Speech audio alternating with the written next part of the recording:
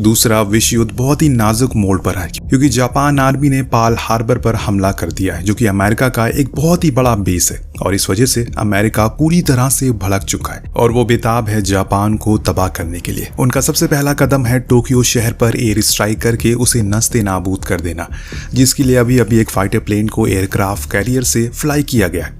इसमें बैठे हैं जैक के साथ उसके 2 और साथी पायलट, लेकिन इसके बाद क्या हुआ हमें बताया नहीं गया। अब यहाँ से कहानी आ जाती है प्रेजेंट टाइम, जहाँ पर हम 2 सीनियर ऑफिसर को देखते हैं। वो जैक नाम के अमेरिकन फाइटर पायलट से कुछ सवाल जवाब करने के लिए उसे पास बुलाते हैं। अब बातें शुरू हुई। सबसे पहले सवाल आया कि आखिर वो क्रैश कैसे हुआ, उसके प्लेन में क्या गड़बड़ी आई थी और प्लेन गिरने के बाद उसके साथ क्या हुआ। अब यहाँ से जैक अपनी कहानी बताना शुरू करता है।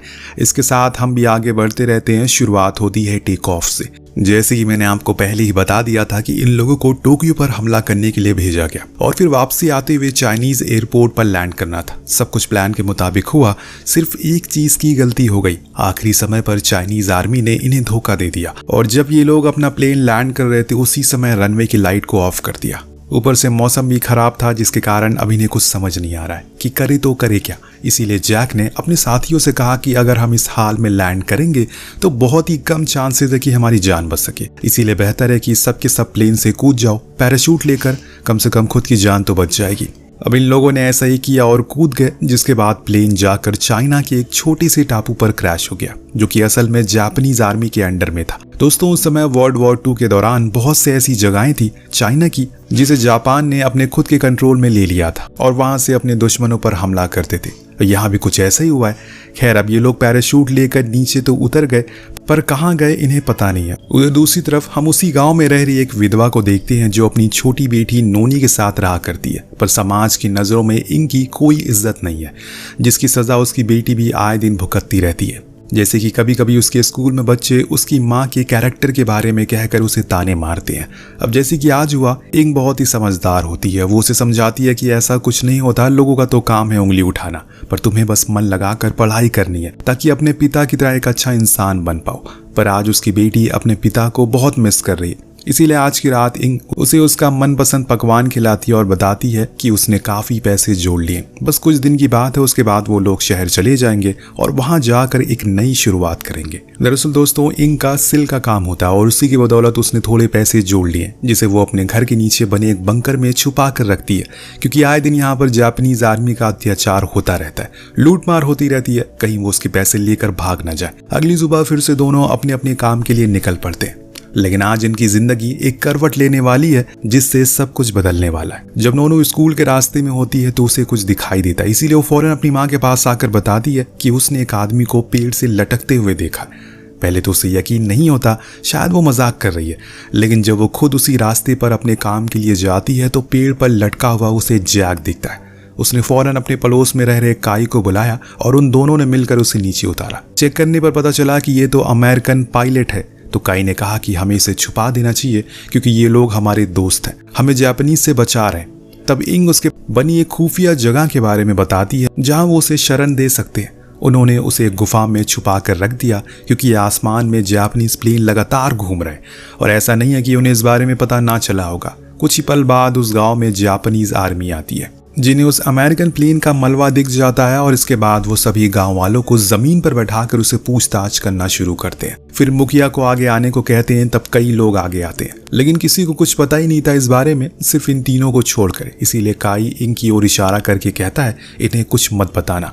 लेकिन जब आर्मी को कुछ नहीं मिला तो उन्होंने गुस्से में कई लोगों को शूट कर दिया, उन्हें जान से मार दिया पूरे गाँव के सामने, और कोई कुछ कर नहीं पाया। और इस तरह की बर्बरता इतनी ज्यादा हो गई है कि लोगों को अब कोई फर्क नहीं पड़ता। आए दिन वो किसी न किसी को खो देते हैं या खुद से दूर होते हुए देखते रहते हैं। जापानीज का जब भी मन करता है वो किसी भी औरत या फिर किसी भी लड़की को उठा ले जाते हैं, और इसी को तो जंग कहते हैं। अगर जंग में कोई सबसे ज्यादा भुगतता है तो वो है औरतें। जिस तरह से जर्मनी के हिटलर ने अत्याचार किया, पर उसके मरने के बाद जर्मनी आर्मी ने एक ही दिन में 2 मिलियन जर्मन औरतों की इज्जत लूटी। पूरी दुनिया देखती रहेगी और यही परिभाषा है जंग की। आ जाते हैं अपनी कहानी पर। जब ये लोग चले गए तो नोनू ने अपनी माँ से पूछा, हमें क्या करना चाहिए, क्योंकि अगर उन्हें पता चल गया तो वो हमें मार डालेंगे और फिर आपके साथ न जाने वो क्या करेंगे। ये एक 9 साल की बच्ची के शब्द थे।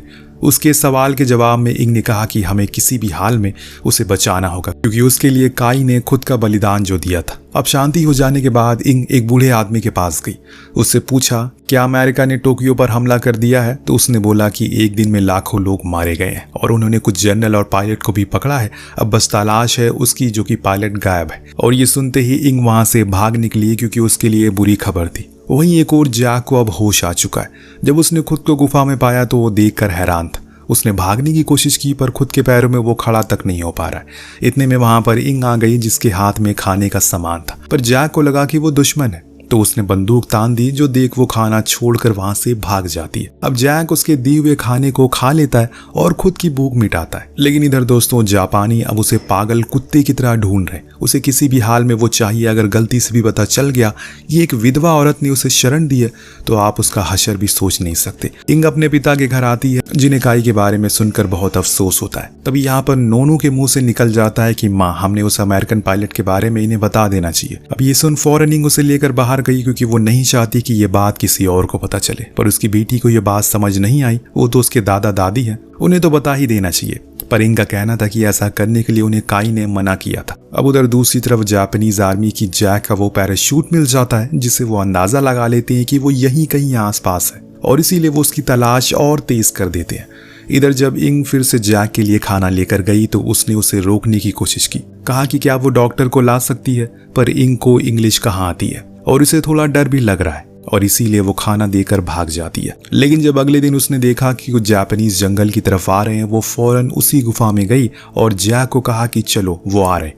हालांकि उसे कुछ समझ नहीं आया कि वो क्या कहना चाह रही है, पर उसके चेहरे से ये साबित हो रहा है कि कुछ खतरा है। इसीलिए जैसे तैसे लंगड़ाते हुए उसने पीछे वाले दरवाजे से उसे अपने घर ले आई और उसी बंकर में उसे छुपा दिया, जिसमें उसने अपनी जिंदगी भर की जमा पूंजी को रखा था। शायद इसी को इंसानियत कहते हैं। यहाँ दोस्तों इंग ने एक बार भी नहीं सोचा कि वो उसके पैसों को कहीं चुरा ना ले। इस समय बस उसे ये फिक्र थी कि ये बच जाए। अब ये देख नोनू ने गुस्से में कहा कि आप किसी भी आदमी को हमारे घर में कैसे ला सकती हैं। तो उसने बड़ी ही सरलता से कहा कि इसकी जान की जिम्मेदारी सिर्फ हमारी है, क्योंकि अब जापानीज इसे ढूंढ रहे हैं। वो अभी भी छोटी है, इसीलिए उसे अभी हालातों का अंदाजा नहीं है। लेकिन इंग जानती है कि अमेरिकन उनके लिए कितना जरूरी है, और इसीलिए वो नीचे जाकर उसका ख्याल रखती है, उसे खाने पीने को देती है। लेकिन कुछ दिन बाद उसने देखा कि उसे तेज बुखार है। उसने नोनू से कंबल मंगाया और उसकी हालत को देखकर कहा कि अगर ये मर गया तो हम क्या करेंगे। तो इंग ने जवाब में कहा कि हम इसे जंगल में दफन कर देंगे। लेकिन अब धीरे धीरे करके जैक के पैरों का जख्म अब बेकार होता जा रहा है, और इसीलिए उसने कुछ अपनी घरेलू दवाइयों का इस्तेमाल किया। सीन का टोकर पहुंचता है जापानीज आर्मी पर, जिन्हें अब जाकर वो गुफा फाइनली मिल गई, जिसमें जैक ने 12 दिन बिताए थे। लेकिन उन्हें वहां कुछ और भी मिला। वहां वो बैग मिला जिसमें इंग खाना लेकर आती थी। अब इसे देखकर उन्हें यकीन हो जाता है कि जरूर उसकी कोई मदद कर रहा है। इसीलिए वो उसे लेकर गाँव के स्कूल में गए, जहाँ उन्हें मास्टर से पूछा, क्या तुम इस बैग को पहचानते हो? उसने साफ इनकार कर दिया। लेकिन जनरल इतनी आसानी से हार मानने वालों में से नहीं है। उसने कहा कि ठीक है, अब बच्चों से पूछो। सभी ने इनकार कर दिया। लेकिन जब नोनू की बारी आई तो उसने थोड़ा ठहराव लेकर ना बोला, जो देख जनरल को उस पर शक होता है। इसीलिए उसने उसका पीछा किया। उधर नोनू ने घर जाकर अपनी माँ को सारी सच्चाई बताई, जो स्कूल में हुआ था। तो ये सुन उसने पूछा, क्या तुमने किसी को कुछ बताया? वो अपना सर हिलाकर ना में जवाब देती है। लेकिन अब इंग को घबराहट होने लगी है, क्योंकि कहीं न कहीं जापानीज को उस पर शक जो हो चुका है। इतने में ही अचानक उसके गेट पर बाहर जनरल आता है, जो उसके घर की तलाशी लेता है और उसके पति के बारे में पूछता है। वो बताती है कि वो जंग में शहीद हो गए। तो वो जनरल उसे वही बैग दिखाकर पूछता है क्या वो इसके बारे में कुछ जानती है, लेकिन वो साफ मना कर देती है।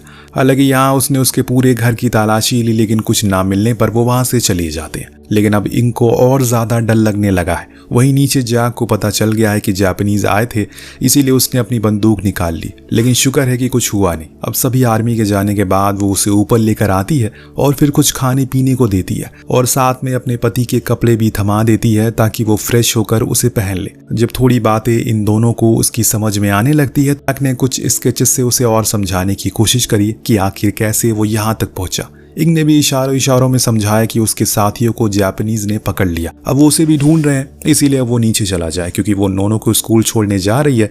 इस दौरान जैक ने किसी सैनकिंग नाम की जगह के बारे में जिक्र किया, जहां से वो अमेरिका लौट सकता है। फिर अगले सीन में हम देखते हैं इंग फिर से उसी बूढ़े आदमी के पास गई जिसे वो अपना सिल्क बेचा करती थी, और इंग ने उसे पूछा क्या उस खोए हुए अमेरिकन का कुछ पता चला। उसने बताया कि नहीं, लेकिन हाँ उन चारों को तो उन्होंने मार दिया, अब बस वही बचा है, न जाने वो कहाँ है। इतना सुनते ही वो वापस घर की ओर आ गई और बीच में उसे जून मिला, वही स्कूल मास्टर जो उसके बचपन का दोस्त था। उसने इंग का वो बैग वाली बात बताई और कहा कि क्या वो तुम्हारा है।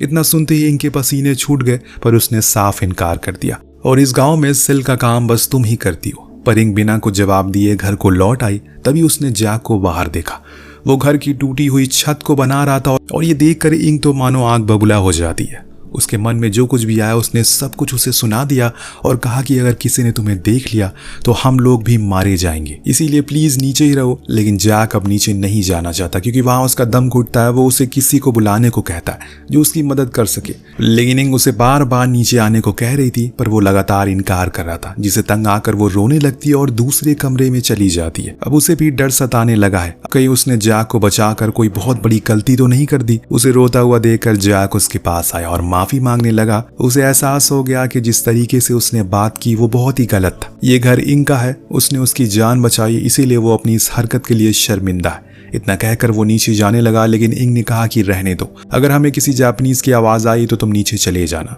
अब जैक मान गया और फिर वो तीनों ही काफी खुशी खुशी वहीं रहने लग गए। पर इंग को अभी भी वो डर सता रहा है कि उसे काम करने के लिए वो अपना माता पिता के घर गई। उसे पूछा कि क्या उस अमेरिकन का कुछ पता चला। उन्होंने कहा कि नहीं, लेकिन वो उसे पागलों की तरह ढूंढ रहे हैं और अगर किसी ने भी उसकी मदद की तो वो उसे मार देंगे। ये सारी बातें अकेली इंग को अब सोने नहीं दे रही है, लेकिन वहीं दूसरी ओर ये भी सोच रही थी कि जैक को कैसे उसे बचाना है। वो उसके लिए एक लकड़ी का सपोर्ट बनाती है ताकि उसकी मदद से वो सही से चल सके। अब एक दिन जब उसने देखा कि वो नोनो को पढ़ाने में मदद कर रहा है तो उसे काफी अच्छा लगता है। इसके बाद जैक ने उससे कहा शायद वो उसकी कही हुई बातें समझ नहीं पाएगी, पर वो फिर भी कह रहा है कि शुक्रिया मेरी जान बचाने के लिए। दिन वो उसके पैरों के जख्म पर पट्टी करती है। जैक उसके हाथों को पकड़ लेता है और फिर इंग उसी के हाथ को अपने चेहरे पर लगाती है। भले ही दोनों एक दूसरे की भाषा को ना जानते हों, पर एक दूसरे के जज्बातों को अच्छे से समझ रहे हैं। लेकिन खुशी के पल ये ज्यादा दिन नहीं चलते, क्योंकि एक रोज उनके गेट पर फिर से जनरल ने दस्तक दी। इस बारी इंग ने दरवाजे को खोलने में देर कर दी, जिससे वो उससे बदतमीजी करने लगता है और अकेला देखकर उसके साथ जबरदस्ती करने की कोशिश करता है। तभी नीचे से जैक उसे शूट करके जान से मार देता है। फिर दोनों उसकी लाश को बंकर में डाल देते हैं, पर इस चीज से इंग बहुत ज्यादा सहम गई थी। तो जैक ने उसे समझाते हुए कहा कि किसी को कुछ पता नहीं चलेगा। उधर स्कूल में नोनो वही धुन गुनगुनाए जा रही है जिसे जैक ने उसे सिखाया था। दरअसल दोस्तों ये धुन यूएस आर्मी परेड के दौरान गुनगुनाती है, और जो सुन जून समझ जाता है कि वो सही था, इसीलिए वो उसे लेकर फौरन इंग के पास आया और कहा कि वो कहाँ है। वो बार बार वो मना करती है जिससे तुम्हें तलाश है वो यहाँ पर नहीं है, लेकिन आज जून नहीं मानने वाला, इसीलिए वो जबरदस्ती अंदर घुस गया और इंग्लिश में कहने लगा कि अमेरिकन तुम कहाँ हो, मैं तुम्हारी मदद करने के लिए आया हूँ। तभी जैक बंदूक लेकर बाहर आता है, लेकिन जून उसे समझाता है कि वो उसकी मदद करने के लिए आया है। उसका कहना था कि वो उसे सैंकिंग तक जाने में मदद कर सकता है क्योंकि उसे नदी तक जाने का रास्ता पता है। तब जैक पूछता है कि नदी यहाँ से कितनी दूर है। उसने बताया कि पहाड़ी के उस पार से बहती है, वो थोड़ा खतरा है पर कोशिश तो करनी पड़ेगी, हम कल सुबह निकलेंगे। इतना कहकर वो चला गया। वापस जाते समय उसके रास्ते में काफी जापानीज मिले, लेकिन उसने अपने चेहरे पर हल्की सी भी शिकन जाने नहीं दी। अब दोनों हाथों में हाथ डालकर बैठे थे। तभी नोनो ने आकर बताया कि जापानीज अपने जनरल को ढूंढ रहे हैं, इसीलिए ये लोग अब फौरन नदी के रास्ते पर निकलते हैं। इतने में वहां पर जून अपने साथियों के साथ आता दिखता है। ये लोग चाइनीज रेबेलियन थे जो जापानीज के खिलाफ लड़ रहे हैं। उन सभी ने जैक की मदद की और उसे तेजी से ले जाने लगे, लेकिन तभी इन पर प्लेन हमला करने लगते हैं, जिसमें एक को तो जैक शूट करके गिरा देता है। लेकिन यहाँ से मुसीबत बढ़ गई क्योंकि उस धमाके से सभी को पता चल गया और इन पर अंधाधुंध गोलियां चलना शुरू हो जाती है, जिसमें कुछ चाइनीज मारे भी जाते हैं। सिर्फ वही नहीं, आगे चल रही इंग को भी एक गोली आकर सीधा उसके सीने में लगती है और इससे पल भर में ही उसने अपना दम तोड़ दिया। उसको मरता हुआ देखकर जैक खुद को रोक नहीं पाता और वहीं बिलक बिलक कर रोने लगता है। आप जरा सोचिए, नून की तो माँ गुजरी है, उसकी क्या हालत होगी। पर अभी ये दोनों रुकते नहीं, क्योंकि अगर ये मातम मनाएंगे तो इन्हें भी मार दिया जाएगा। इसीलिए वो लोग इन्हें फौरन बोर्ड पर बैठा देते हैं और जैक नून को अपने सीने से लगा लेता है। फिर हम आ जाते हैं आज के समय में, जहाँ हम जैक को नूनों के साथ देखते हैं। वो दोनों अभी हॉस्पिटल में हैं, जहाँ से मिलने के लिए उसके हेड आते हैं और कहते हैं कि मैंने सुना है कि तुम इसे अडॉप्ट कर रहे हो। तो जैक कहता है कि हाँ सर, मेरे अलावा इसका कोई नहीं है। तो सीनियर उसे इस चीज की इजाजत नहीं देते और इससे दोनों को अलग कर दिया जाता है। नोनो बहुत रोती है पर जैक बस देखने के अलावा कुछ कर नहीं पाता। कहानी आगे बढ़ती है और अब 50 साल बीत चुके हैं। इस चीज़ को जैक बूढ़ा हो चुका है पर उसके दिल से नोनो के लिए प्यार नहीं गया। वो उसे खत लिखता है कि वो और उसकी माँ दोनों ही एक दूसरे से बहुत प्यार करते हैं। आखिर में ये भी कि हम जल्दी ही मिलेंगे और इसी के साथ ये कहानी यहीं पर खत्म हो जाती है। वेल, आपको कहानी कैसी लगी हमें कॉमेंट करके जरूर बताएगा। मिलते हैं अगली वीडियो में। Thank you so much watching. Peace out.